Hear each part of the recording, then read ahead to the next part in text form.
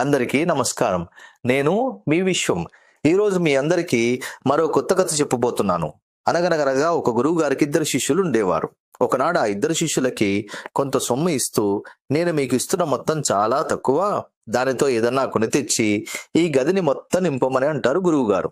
అందులో ఒక శిష్యుడు గురువుగారు ఇచ్చిన సొమ్ము మొత్తం ఖర్చు చేసి ఎండుగడ్డి తీసుకొచ్చి గదంతా నింపుతాడు.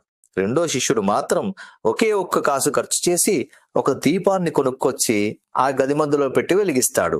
ఆ గదంతా వెలుతురుతో నిండిపోతుంది.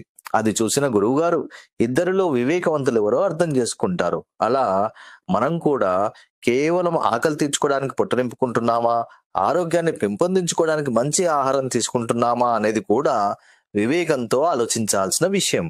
రోజు మనం తినే ఆహారంలో పూరిలోకి కుర్మా ఉందా లేదా, ఇడ్లీకి సాంబార్ ఉందా లేదా, దోశకి మసాలా ఉందా లేదా అని చూసుకోకుండా మనం తినే ఆహారంలో యాంటీ ఆక్సిడెంట్స్, మైక్రో న్యూట్రియంట్స్, మంచి ప్రోటీన్స్ తో పాటు ఫైబర్ కాంటెంట్ ఉన్న ఆహారమే తింటున్నామా లేదా అని ఎంచుకుని మరీ తినడం ఆరోగ్యాభిలాషుల పని.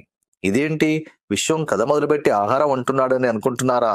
నేను విశ్వాన్ని మరి ఎప్పుడూ నీతి కథలేనా, ఆరోగ్య సూత్రాలు కూడా చెప్పాలి కదా.